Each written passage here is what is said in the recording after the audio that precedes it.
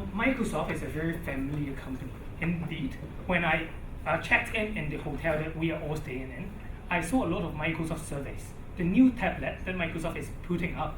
And my first reaction is I'm actually very surprised. Why is that hotel adopting the new technology provided by Microsoft? Because now the trend, if we go to Vanco, go to other retail stores, we see a lot of companies are actually using different devices from other companies. And although Microsoft is still a very successful company, it's actually going downwards and it's actually facing a lot of threats. So, a very warm welcome and greeting to you all. This is Team Hong Kong U. Allow me to introduce my teammates.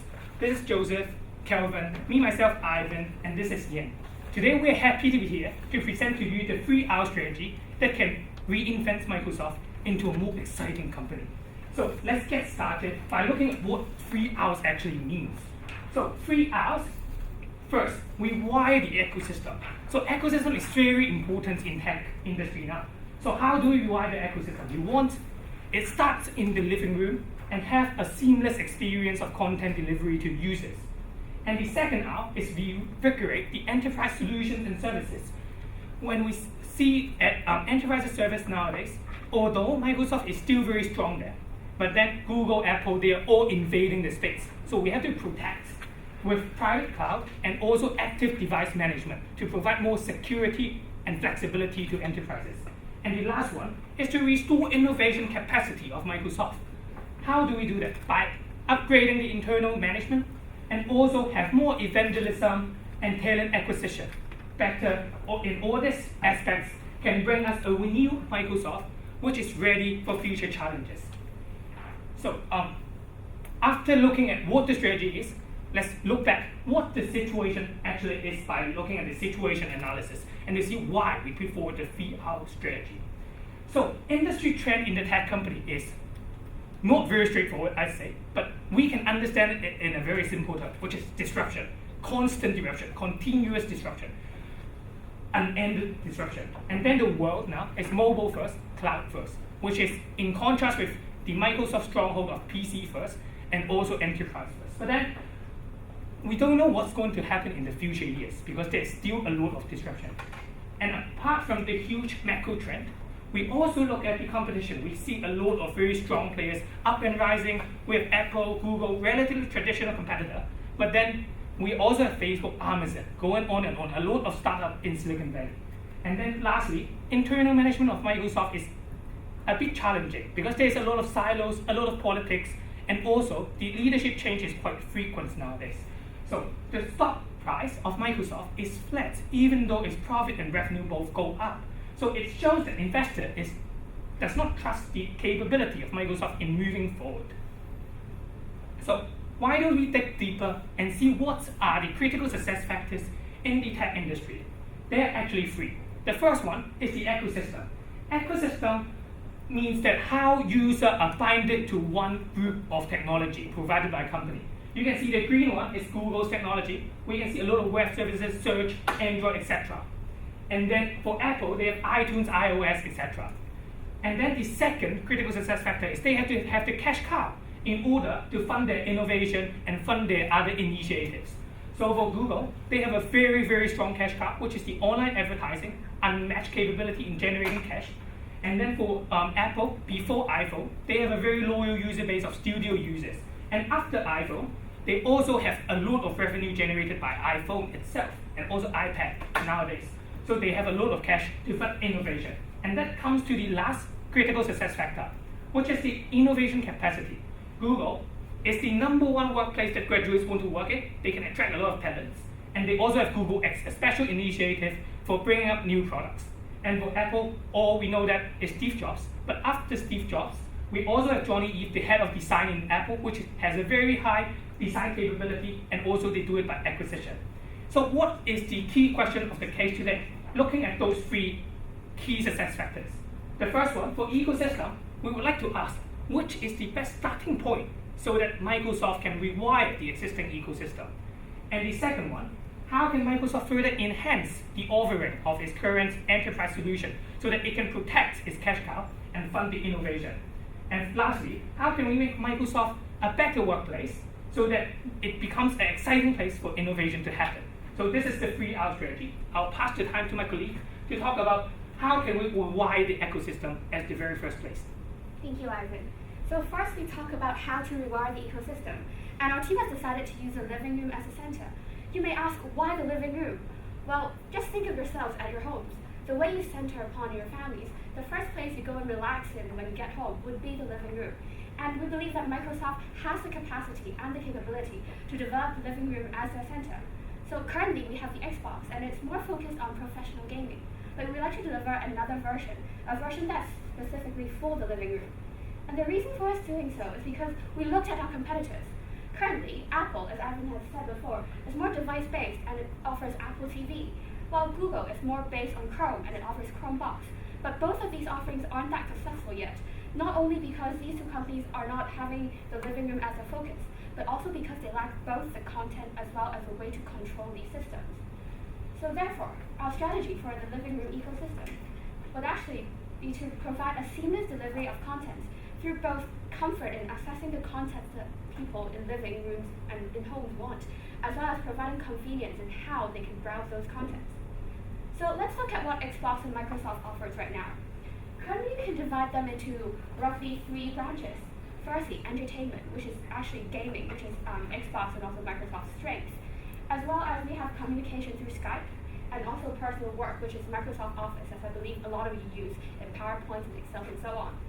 But the thing is, at homes, we don't really want to just focus on conference calls and work, emails, and so on. What we want is entertainment. What we want is a way to relax and enjoy our time at home.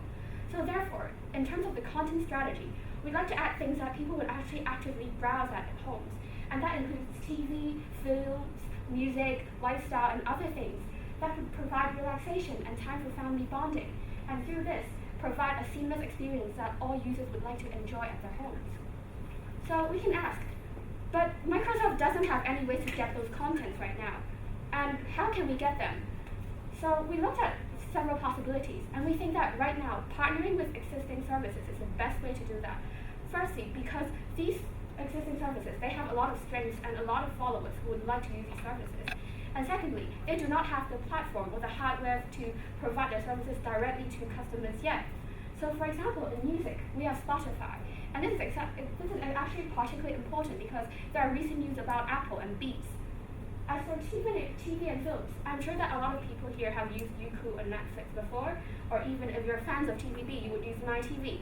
But the possibilities are actually limitless because we also have things like BBC if you're a fan of Sherlock, we have ABC and even it's Disney Channel for kids, we have ESPN for sports, and Hunan TV for those who like the Chinese reality shows, which I love myself. And of course, there are also other lifestyle essentials.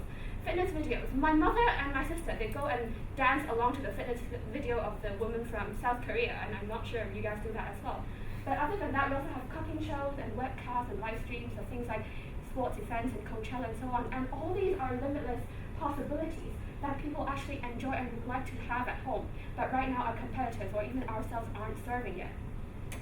So what we want to do actually is to have first content delivery through the cloud-based ecosystem. And as you can see here, a really nice cloud. We have all the TV, films, and music and gaming, but then we lack a way to control them.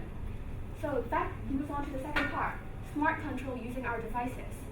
Currently we have Nokia, but I'm sure that if I asked right now, I don't think anyone is using a Nokia phone or a tablet. Oh, we actually have one, that's good. Okay, keep in mind of this, okay, use the ecosystem.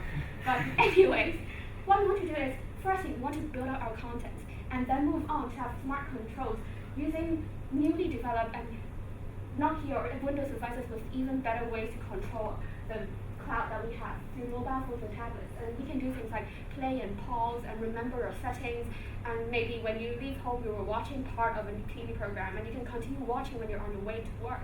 And you can even go and look at similar recommendations and go back home and enjoy it again. So all these are seamless experiences that we believe customers at home want, and this is what we mean by rewiring the ecosystem. And now I'll pass the time on to Joseph to talk about how to reinvigorate the enterprise systems.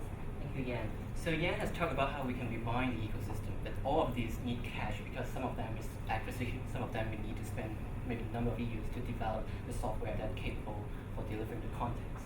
And as Ivan mentioned previously, enterprise in Microsoft is the cash cow, actually we have two business lines, the business division and also the server business line. They actually have improved many flow over the couple of 10 years previously. And they generate cash, enable us to have cash and to develop and innovate furthermore. And actually the whole enterprise segment contributes over 70% of our operating income for the whole Microsoft operation. Actually, this is a very important segment of our business. So you will ask why we need to, if it is 70% of our operating income, why we need to further develop it? Because we can.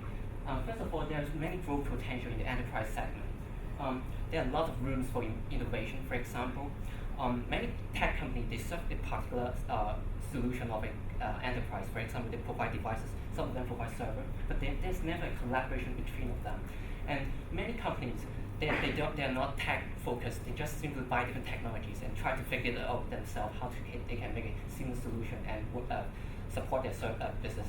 But this is not possible right now because there's no one platform, a solution that helps them to link all the devices and all the technology together. And of course, business is very different from consumer product. We don't just simply buy an iPhone and then we use the content itself. The business need to buy some certain expertise, devices and technology, and we figure it out and try to integrate into their business line such that they can serve the end user. It's a very complex process, and we have rooms, we have the talent, we have the expertise to improve that. And of course, above all the rooms of innovation, we are very good at enterprise segment. So why not we build on success? And this is the reason why we further develop and rigorate our enterprise system. So how can we do that? When we look at the current business, actually the enterprise buy different server, maybe IBM or Amazon from outside. They build a cloud externally, and they have also their own internal data. For example, they have a customer database, they have their own business process, all individually designed by the enterprise, but they store it in the external cloud. Of course, they have a lot of devices. In the last decade, maybe we just simply focus on desktop computer, but nowadays, business need to move forward. They need to reach their customers. So they buy tablets, they buy smartphones, for example, BlackBerry, to enhance their business efficiency. And all of these are actually scattered around the business, and they don't know how to control it. So what we are going to do is actually introduce two major efforts. First is the MS Private Cloud. We try to help them to build a cloud service within their business instead of buying or renting cloud spaces from outside. And we use the cloud services, the private cloud, to connect all the customer database, private enterprise data. And another initiative is the MS device management. We help them to manage the BlackBerry. We help them to manage the desktop because we are already good at that. And we try to collect all of these devices together and make it possible for business to focus not just on technology, but their real purpose, serving the end user. So what exactly is the private cloud? We build the cloud inside the business. So we leverage on our existing very profitable business, the MS Azure, and also we have different enterprise software, for example, Visual Studio, and also the Office Suite, which is very popular in different enterprise and businesses. We also build an ecosystem with this private cloud. We build an ecosystem within the business themselves, so they can use our cloud service to manage not just MS products, but also our possible different technologies. And what we are going to do is we help them to improve the security because the cloud is inside the business. They don't need to transfer the file or the sensitive data information outside to, for example, third-party Amazon in somewhere around the world. And we enable for us to use tailored solution. We focus on the business themselves and help them to build the right solution instead of just using one method to fit in all different type of businesses. This enables to give flexibility to the business and let them to focus on really serving the end user. And for the device management, this is actually the real part. For, as mentioned by Ivan, we are actually losing ground in a lot of places. We are not competing well with Apple in terms of tablet, for example, the iPad, the iPhone, and also we are not really we cannot gain the business trust to replace the BlackBerry to my Windows, smartphone. So we are not going to direct compete with them. Instead, we embrace them, help them to collaborate with them. So our device management is actually we seek one step backward, try to help them to manage all the devices, and also integrate our services. For example, actually, Microsoft already moving this direction already. They introduced Microsoft Office in the iPad. This is what we are going to do furthermore in the future. And we help them to manage all the devices. such that we actually become the back-end support and the infrastructure of the business, and the business themselves can focus really on the business purpose, serving the end user. So as a real short summary, the private cloud actually provides service and the software we already have. We leverage on our expertise on that and build a private cloud inside the business. So they can have the data, and this cloud-first strategy enable them to use our services more, rely on us, become more sticky customers. And with device management, of course, first we try to embrace the backlearning, and hopefully we can move forward to the next phase, which we buy us time to build the Nokia devices, or we actually already have a very successful product service, and we hope that we can shift with our cloud service, they can shift to our devices and make it more profitable. And now we pass the time for Calvin to talk about the innovation. So actually, we have to restore the innovation. That's the third part. So you can see actually why the existing system cannot encourage the employees to have innovative mind to innovate. It's because you can see the previous system they focus on money. So you see, they only focus on money. So the employees only think of promotion. They only want promotion, but they don't innovate. When they are at a higher rank, they can have more money, but they don't have to innovate, don't have to come up with new products. And we want to have this kind of system, which you can see an arrow going up. That means not only money, but if the employees, they want social status, they want social recognition, and most importantly, the self-esteem at the top of the Maslow psychology pyramid, then this can achieve what we want to restore innovation. But how? The key question. So first of all, actually, now for example, for three of you, actually the current compensation system is that, or the evaluation system is that, if you three are in a team, then only one of the best one will be the best performer, because it's using the normal distribution. So among three, one must be the best and one must be the worst.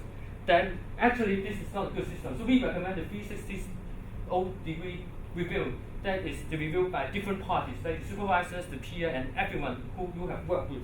And also there's a black ops, which I'll elaborate later. And the collaborations. We recommend a gratuity system, that's the peer review system. For example, if you think your colleagues has really helped you in terms of some of your work or your innovations, then you can recommend the company to give a cash compensation to her. So this is what we call gratuity by peer, using the company money. And the next one is the black ops. Actually, it's internal innovations.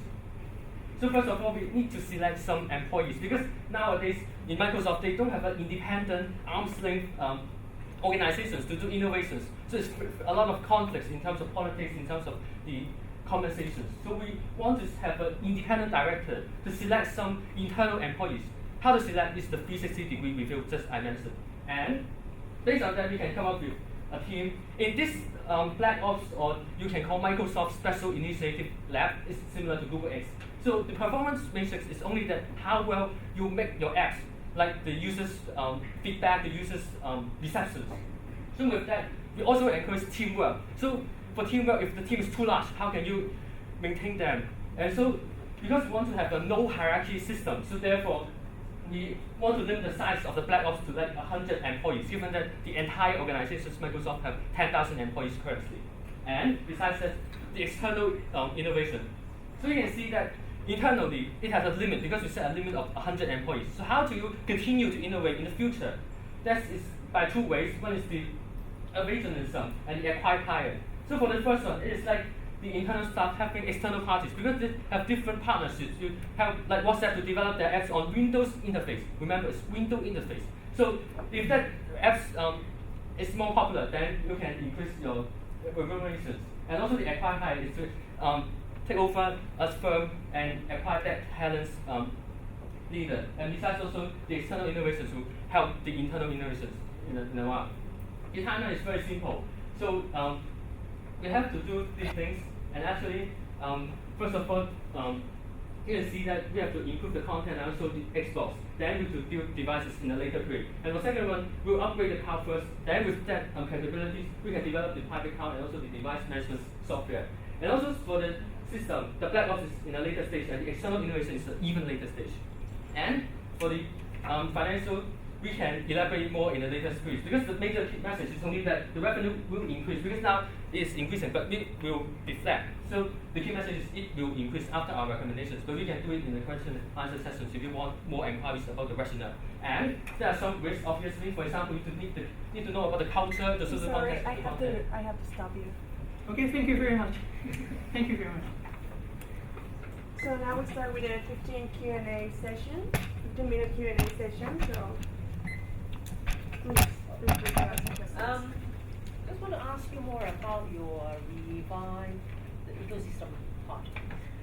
You mentioned about having this sort of more home concept, right, idea, which basically resembles very well with the recent Apple's announcement in terms of what they're thinking of.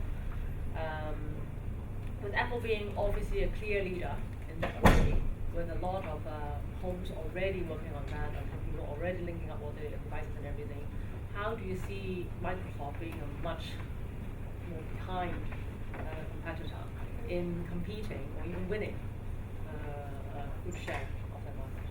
Thank you for your question. What we believe is that the two companies, Microsoft and Apple, they have different focal points. So for Apple, it's more focusing on the hardware, like the iPhones that we use or the iPads and other tablets and devices and so on. But however, in terms of Apple TV, they aren't really that successful in capturing a huge market share yet. And the way they do it, it's not actually that seamless yet. They want to do a smart hub, but the way they do the smart hub is more about linking the MacBook and the iPhone and the other tablets together. But however, for Microsoft, we have Xbox, and Xbox is actually one of the clear leaders we have.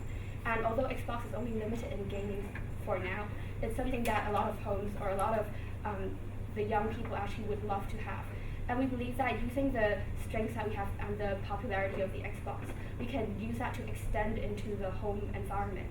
And using that Xbox, we think that it's actually very competitive against Apple TV or even Chromebox offered by Google. And by offering more content, which is something also Apple is trying to do, in the way we see how it's trying to buy up Beats and get a genealogy tool to go to that company, we believe that Apple is also trying to deliver more seamless content to their users. But there are actually other more popular and better services out there, such as Spotify against Beats. And by having those, and perhaps we can give a free 6-month subscription to those who use Xbox.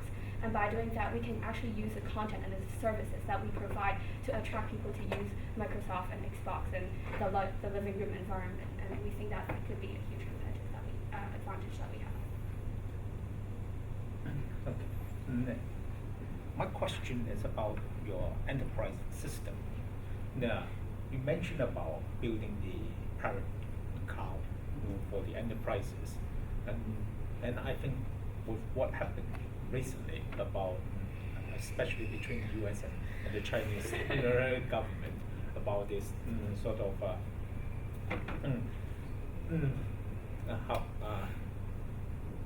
or in a way the arguments about this IP rights, or in a way illegal tapping of knowledge from the others.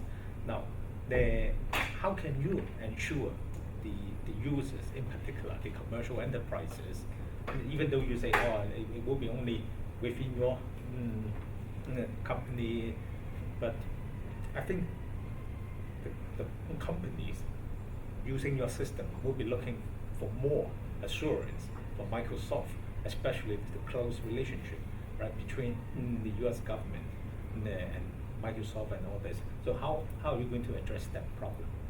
So actually, privacy is the key of success, because every business has their own property rights, and they don't want to live to other countries or maybe the U.S. government in particular. But actually, we are providing technology support. Actually, the design and the needs of their system is based on the business need of each individual client. We help them, we provide a team and understand the whole business, and we try to use technology to enable the business process. We are not actually building a system and then collect all the data. Instead, we help them where it links to technology. For example, the device management, they don't have that, so we provide that components. the server, we move them actually from external. Actually, the US, IBM or Amazon, they have servers in US, which is actually more sensitive to the US government. We help them to build a server inside the cloud, and with our technology, the password or the administrator protection, actually we cannot access the data themselves, just like all the Windows server we have right now, but we provide an extra layer of protection, which they can actually move the cloud system within the business, and they have their own protection within their business environment, which they maybe lock the whole server in one area within the business, and then they create backup elsewhere within their business operating areas. So we actually provide extra layer of security instead of leading out all the information out, and we hopefully actually moving the cloud inside, it provide extra layer of protection. And what we are doing is also, just like all the business in business world, we provide enough arm's length transaction. We don't really touch on the sensitive information, and I believe trust and also the consumer satisfaction of Microsoft is a key of their success. So we just build on their own brand, and hopefully we attract new customers. That all sounds very good, but what about the cost? I can imagine it would be very, very expensive to set up a private cloud like that, because if it's a day-to-day thing, someone would have already done it. So do you actually see a market for that? I mean, is there cost-benefit analysis? Actually, we can see that all the technology devices, particularly, they actually, the cost with innovation, they're driving down and very low. Actually, a computer nowadays in our home actually can serve as a server. And what our target clients is not the big enterprise, for example, bank. They have their own system already. We try to use this technology and the MS Azure server system to enable the small and medium-sized enterprise to set up their own cloud services. And we believe the hardware cost is not that high because of the technological innovation driving down the cost line. But we provide scalable services. The MS Azure actually is not that expensive compared to Amazon and IBM. These kind of big enterprise solutions, we try to enable the smaller players in the business world to use the cloud themselves. And in terms of the cost, actually, they can't rent a lot. If they're small and medium sized, they cannot rent a lot cloud spaces from Amazon or IBM. Instead, they just buy the cheap components of hardware, and we help them to set up the cloud themselves.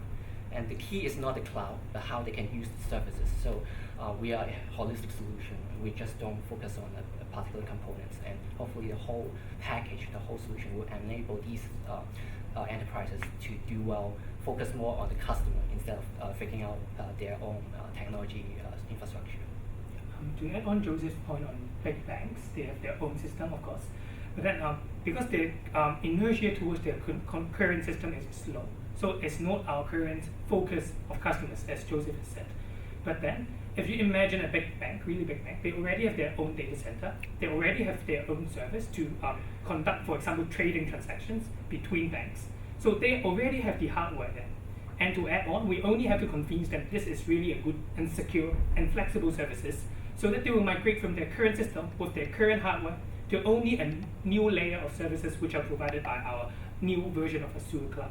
So this is short-term SME, and long-term we hope that the banks and also big companies can also shift to this kind of private cloud. And the cost is not that high because they already have the hardware. And I want to ask, where is Nokia in all these? Microsoft spent billions of dollars to buy Nokia.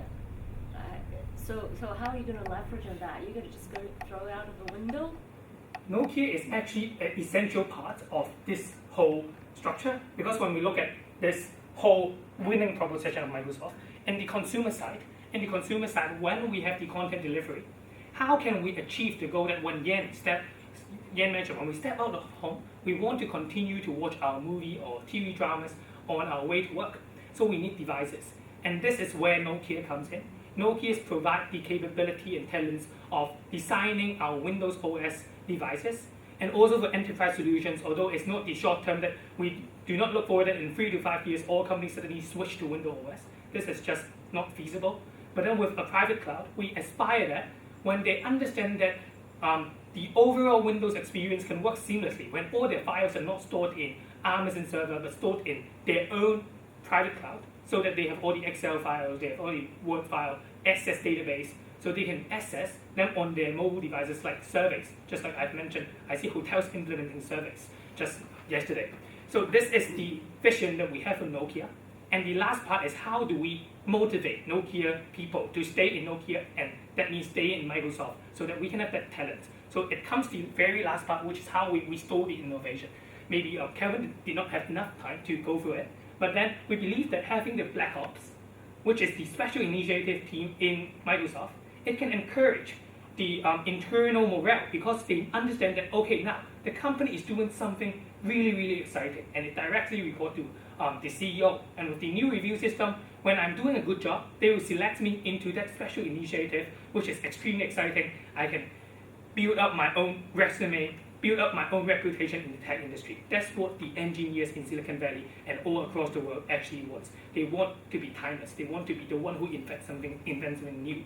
So when we have all this initiative to make Microsoft an exciting place, we believe that Nokia people, the talents in Nokia, they will stay and help Microsoft to build further devices to enhance our consumer and also enterprise experiences.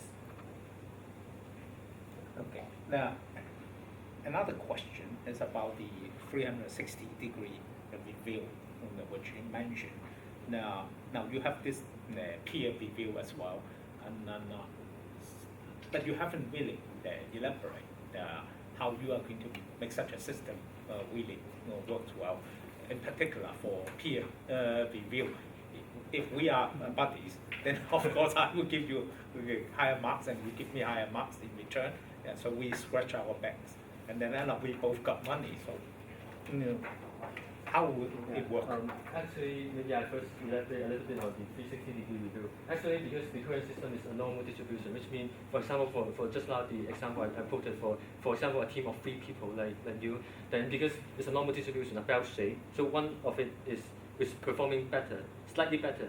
Even if it's slightly better, it's already put at the top, and while the other 2 colleagues will be put at the other 2 ends of that normal distribution curve. So this is the current system, what we call a normal distribution. So this is not encouraging teamwork, because within a team, one is the best. So I always want to compete to be the best. This is where the politics comes from. It's also where I built this pyramid in order to solve some sort of this problem. So, and another, to respond to your other questions about the gratuity or what peer review system, actually, obviously we are using the company's money to reward the colleagues. So your questions is, we are buddies, so of course I say you are helping me and you say you are helping me, then both of us get the cash, then the system is just using the company money. But actually, obviously I did not elaborate it clearly. There are some guidelines, and for example, 1 year, we have talked about it. 1 year it's only got like 3 times to nominate colleagues to that system, and that is only a nomination. When you nominate it to, for example, a supervisor, which is high enough in terms of the ranking in the company hierarchy, then he have to review actually why you are suggesting your buddy to receive this cash compensation, the reasons. Of course, you can make up the reasons, but actually, you can see from the report, of course, we didn't have a clear format of how lengthy, how detailed the report should be, but actually, you can see it's like an add-on, and also this is not actually a complete new system, it's just an add-on component on the existing system. So not really a big thing, but minor modifications or improvement on the current system. Yeah. So in essence, the 360 review is there to remove the politics. So the employee do not have to please their supervisor only, they still have to do that by performing good job. But they also have to have their subordinates and also peers to think that they are good enough, so that we have a better selection system for people who get into the Black Ops. And then for the peer review reward system, very simply put, it's actually very cheap when we compare how expensive it is to actually acquire talents in Silicon Valley. You see, on Facebook, acquiring user plus talents in WhatsApp, 19 billion, so expensive. But here, we only give a $100 per time, or $1,000. It's still a lot less when we compare to 19 billion acquisition of the next company, which is going to disrupt Microsoft. Any more questions or comments? Okay, thank you very much, University of Hong Kong, for your presentation. Thank you. Thank you very much.